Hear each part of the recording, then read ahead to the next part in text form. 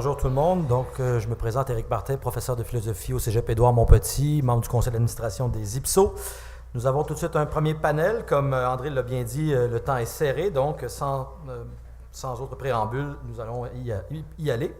Le premier panel porte sur l'économie, le politique, les politiques sociales, quel genre de projet démocratique et indépendantiste mettre de l'avant. Nous entendrons tour à tour Julia Posca, qui est sociologue et chercheur à l'IRIS, l'Institut de recherche d'information socio-économique. Elle nous parlera du Parti libéral du Québec, Parti de l'économie, point d'interrogation, c'est son titre. Danick Parenteau, professeur associé au département de sciences politiques et économiques du Collège militaire royal de Saint-Jean, sa présentation du démantèlement de l'État-nation québécois comme politique libérale. Et ensuite, Yves Vaillancourt, qui est professeur émérite de travail social à l'UQAM, sa communication, 15 ans de piétinement du modèle québécois de politique sociale. Donc, je demanderai tout de suite à Julia Posca de bien vouloir venir au lutrin. Et je rappelle aux panélistes qu'ils ont 20 minutes. Merci. OK. Bonjour. Donc, merci de m'avoir invité. En fait, la présentation que je vous fais ce matin, elle est en grande partie inspirée d'un livre que j'ai préparé avec mon collègue de l'IRIS, Guillaume Hébert. Donc, on a fait un bilan des 15 années du gouvernement libéral. En se posant un peu la question, qu'est-ce que nous lègue le Parti libéral après 15 ans au pouvoir? Quel genre d'État il nous laisse et dans quel État laisse-t-il la société québécoise? Ce qu'on voulait vérifier un peu, c'est l'idée que, on parle du fait qu'on est dans une ère néolibérale, mais qu'est-ce que ça veut dire le néolibéralisme? Puis comment est-ce qu'il s'applique au Québec? Est-ce qu'on peut dire qu'on est dans une ère, nous aussi, néolibérale? Et donc, l'hypothèse un peu qui est dans... qu'on présente dans le livre, c'est l'idée que l'élection du Parti libéral en 2003, l'arrivée au pouvoir de Jean Charest, a vraiment marqué une espèce de rupture et par rapport à ce qui s'était passé avant, parce qu'évidemment, on pourrait trouver d'autres étapes de la mise en place de cette gouvernance, si on veut, néolibérale au Québec. Mais en 2003, il y a quelque chose qui se passe. Avant, si on pense au gouvernement Bouchard-Landry, il y avait une espèce d'hésitation. Hein, oui, on voulait aller de l'avant avec l'idée d'améliorer la compétitivité de l'économie québécoise en faisant des réformes au niveau de l'État, mais encore avec une volonté d'avoir des politiques sociales importantes.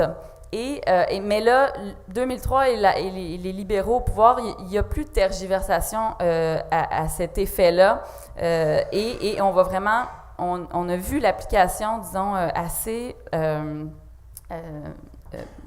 franche de ce modèle néolibéral. Quels sont les principes, si on veut, qui sont mis de l'avant et qui vont guider l'action du Parti libéral pendant ces 15 années-là? Il y a certains mythes, si on veut, économiques, parce que la théorie, justement, correspond pas toujours à la réalité. Et ces mythes-là ou ces théories économiques qui ont guidé l'action du Parti libéral, c'est l'idée, évidemment, que les dépenses publiques qui sont financées par emprunt, donc l'endettement de l'État, créent une pression à la hausse sur les taux d'intérêt. Et alors que l'impôt, d'un autre côté, tue l'initiative privée, et donc freine aussi l'investissement des entreprises privées. Donc, il y avait cette croyance très forte là que finalement, les dépenses publiques, en gros, c'est mal parce que ça crée ce qu'on appelle en économie un effet d'éviction. Donc, je l'ai dit, ça freine l'investissement privé.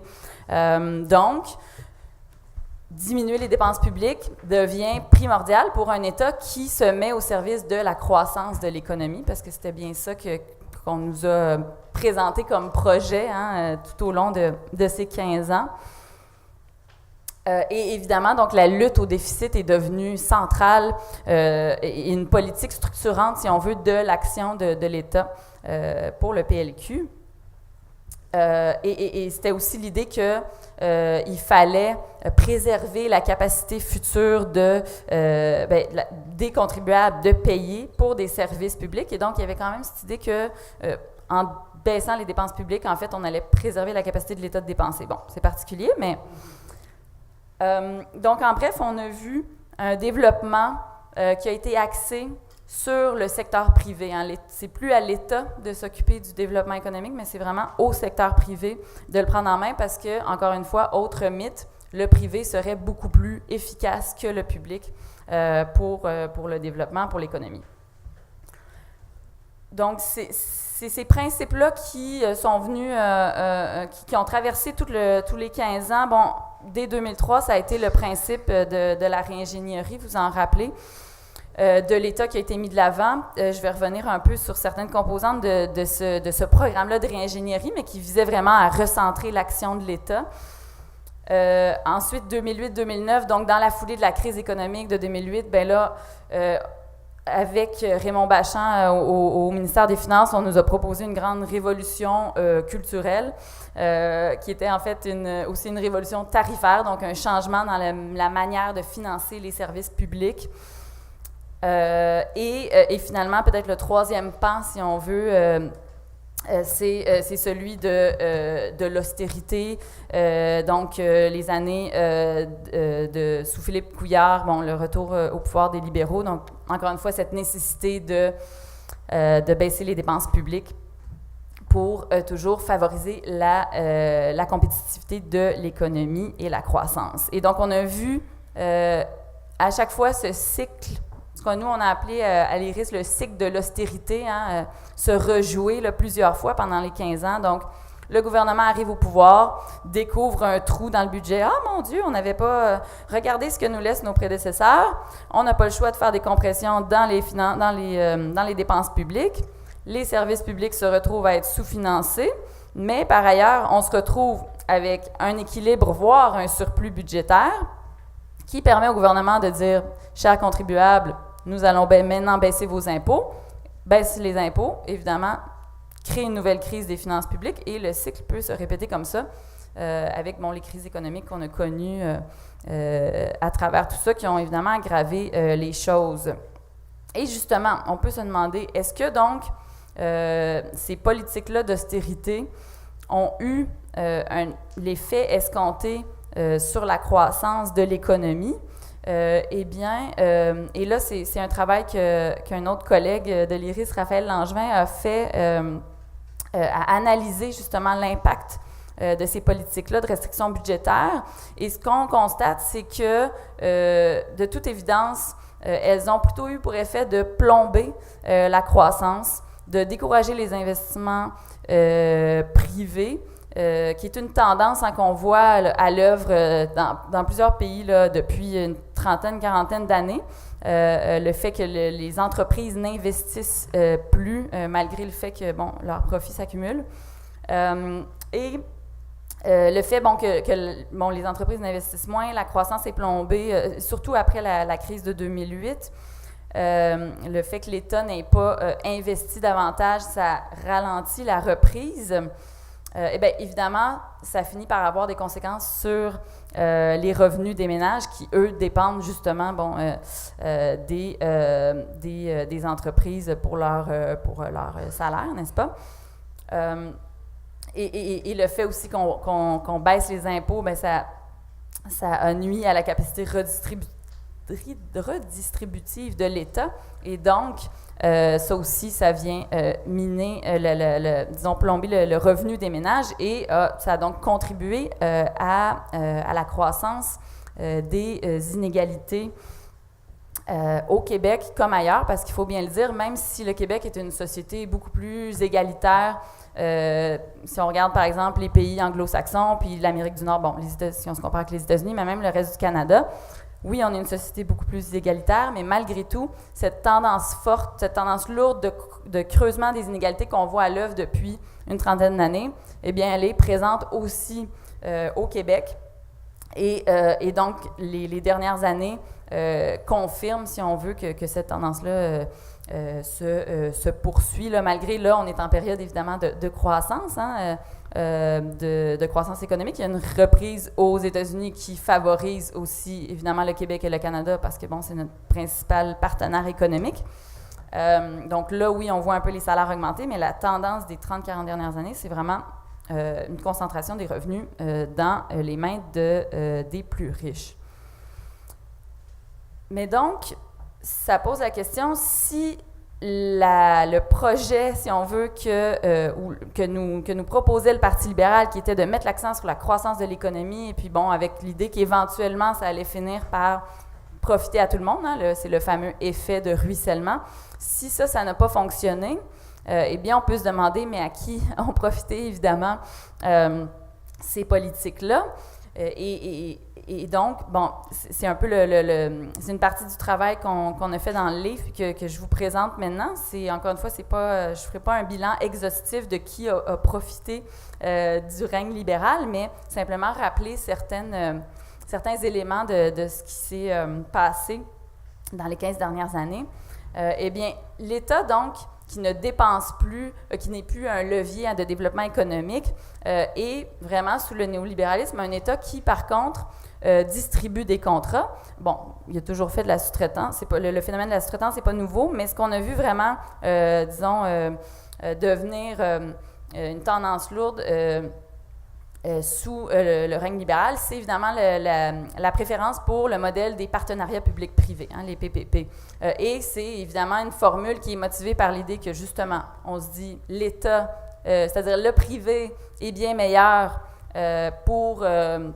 est plus efficace, d'une part, et d'autre part, ben, l'État, lui, doit lutter contre les déficits. Donc, s'il donne au secteur privé la responsabilité de, par exemple, développer les infrastructures publiques, eh bien, il n'a pas à s'endetter pour le faire. Et comme les entreprises privées sont, ma foi, des organisations hautement efficaces, tout devrait bien aller. Hein?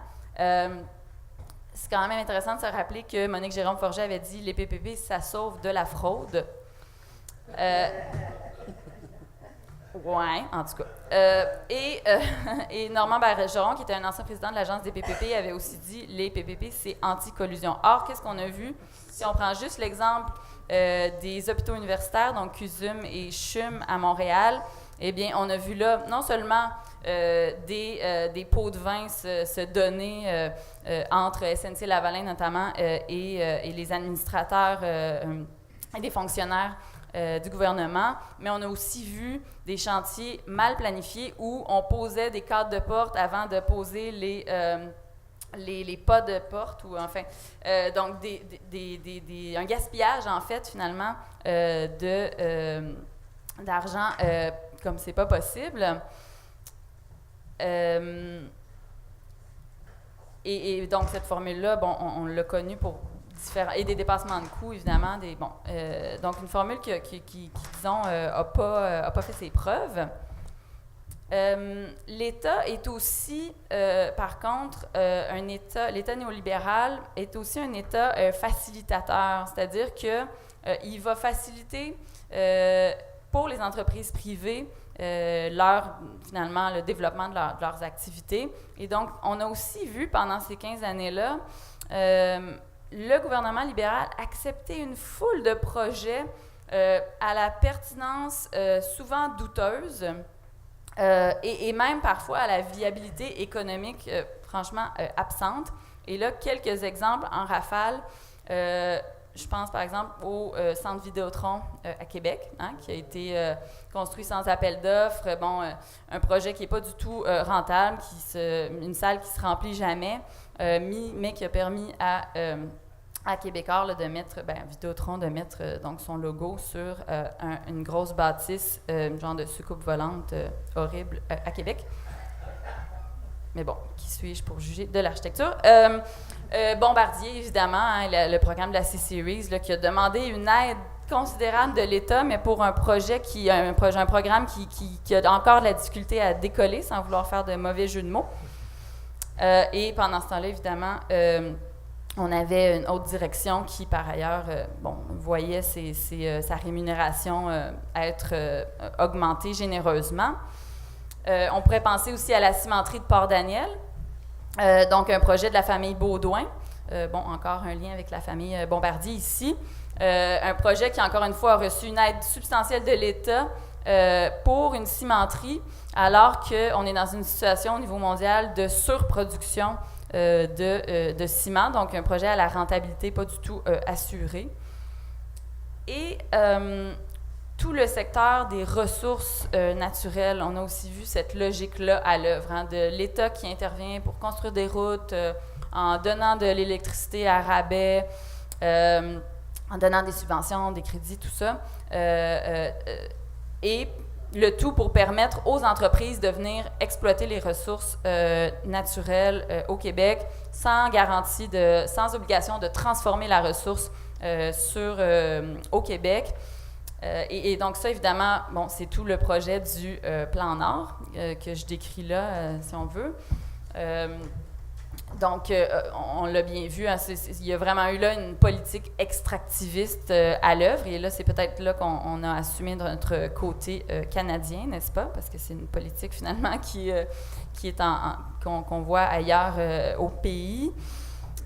Le temps file. Donc, oui, c'est ça. J'en dis pas plus sur les ressources. Je voudrais quand même dire 2 mots sur... Donc, les entreprises privées en ont profité, mais qui d'autre en a profité? Bien, évidemment, nos concitoyens les plus fortunés, n'est-ce pas? Parce que, bon, d'une part, évidemment, si on favorise le secteur privé et les grandes entreprises, bien, il y a des dirigeants qui en profitent. De l'autre côté, un État qui se délite, puis on va probablement parler plus tard, bien, c'est un État aussi, je l'ai dit, qui a une capacité redistributive moins grande, et donc qui a favorisé la concentration de la richesse là, en diminuant l'impôt des plus riches. Et de l'autre côté, c'est quand même intéressant de le dire, on continue à avoir, par contre, des assistés sociaux du secteur public, hein, et là, je pense notamment aux médecins, qui, eux, ma foi, n'ont jamais connu l'austérité, mais aussi d'autres acteurs comme les fondations philanthropiques, et là, je pense évidemment à la Fondation Chagnon, qui bien, forcément, donc, ne peut qu'exister parce qu'il y a des inégalités, par contre, très grandes. Donc, des gens qui se retrouvent avec des fortunes et qui, là, apparaissent comme des sauveurs dans un contexte où l'État, lui, ne fait plus sa job et peuvent, bon, proposer des programmes, des services qui étaient avant rendus par l'État. Évidemment, c'est un contexte où la corruption s'est aussi répandue, parce que forcément, quand l'argent devient, la croissance économique et l'argent deviennent fait en soi, la politique et l'intégrité peuvent devenir secondaires finalement à l'action de l'État, et le Parti libéral, et ça c'est pas moi qui le dis, c'est la commission Charbonneau, mais était particulièrement vulnérable à cette corruption, étant donné sa proximité historique avec le secteur privé, hein, étant donné le phénomène aussi des portes tournantes qui est important. Puis bon, ça, c'est pas juste le Parti libéral, mais c'est quand même un phénomène qu'on voit qui rend les élus, si on veut, vulnérables à la corruption, à la collusion.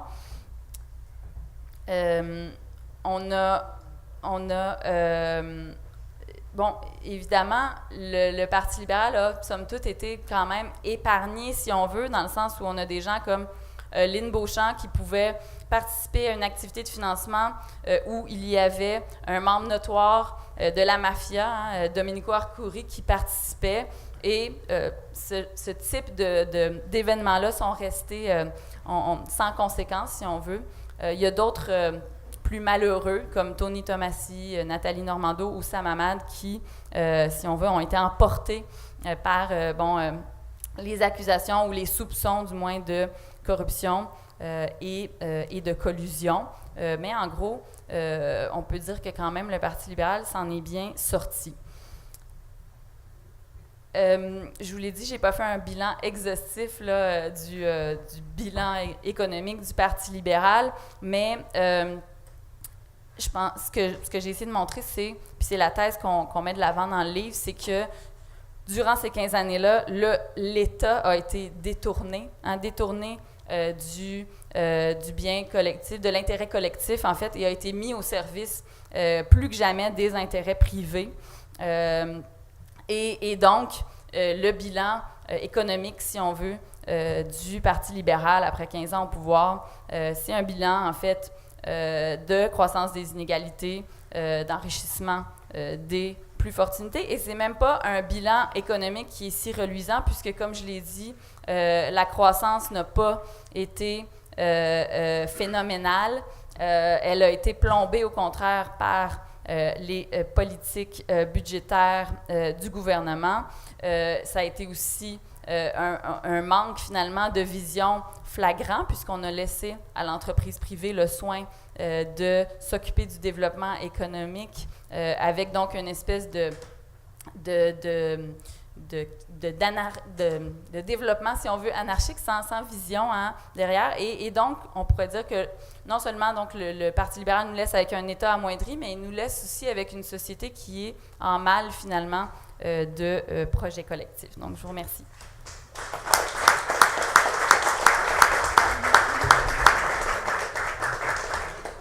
Bah, peut-être je ne sais pas, commentaire général, ou plutôt je vais profiter du fait que j'ai le micro pour peut-être juste insister sur un aspect de ma présentation, puis qui, en lien avec la première intervention, l'État néolibéral, puis c'est là probablement sa distinction avec l'État libéral classique, c'est un État qui intervient en fait beaucoup dans l'économie, dans la société. Et donc, contrairement à l'idée que l'État ne fait que disparaître, et puis j'ai essayé de le montrer un peu en disant, l'État va faciliter l'activité économique, donc pour les entreprises privées, mais l'État va aussi s'organiser lui-même en reproduisant les modes d'organisation du secteur privé, donc en instaurant la compétition au sein des institutions publiques. Puis là, 2 exemples, c'est dans le réseau de la santé, on l'a vu, toutes les réformes de structure qui, d'une part, centralisent de beaucoup le pouvoir, mais aussi qui, à terme, visent à mettre en compétition les établissements et en imposant dans un premier temps, je crois, c'est ce qu'on voit en ce moment, là, une reddition de comptes très lourde, tant dans les établissements de santé que de services sociaux, et dans un deuxième temps, mais ça, c'est encore seulement, c'est en train de se mettre en place tranquillement, mais en imposant le financement à l'acte qui va justement, qui fait en sorte que les établissements là, deviennent en compétition pour le financement et donc axent les soins en fonction de critères de rentabilité.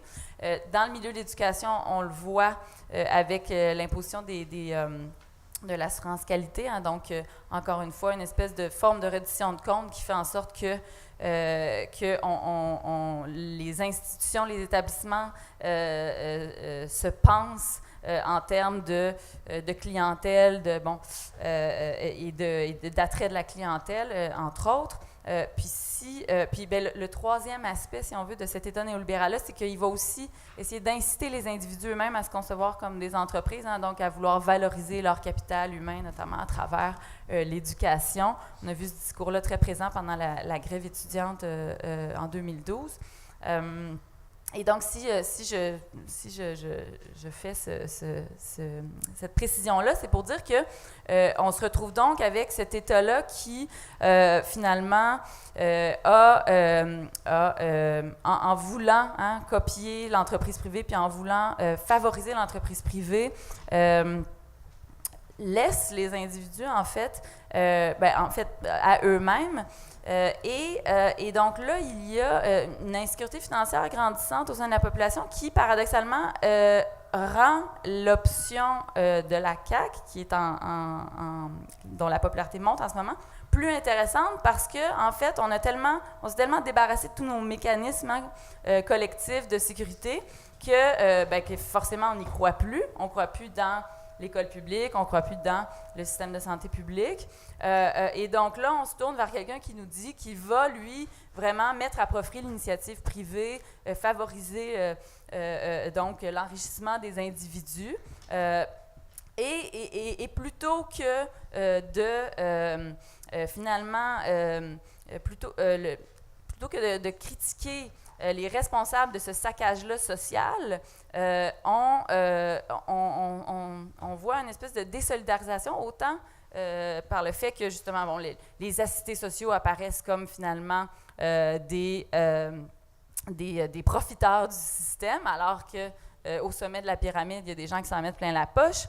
On voit aussi tout un discours sur l'immigration comme le responsable de nos malheurs. Et encore une fois, là, on pointe, on trouve des boucs émissaires, hein, à l'extérieur de la société pour expliquer nos malheurs. Donc, bref, il y a là, je pense, lieu de repenser un projet social, mais vraiment en termes d'inclusion et de solidarité, parce que là, on se retrouve finalement avec un état là, de désolidarisation grand, puis qui est inquiétant pour le climat social, je pense, au Québec. Merci. Merci.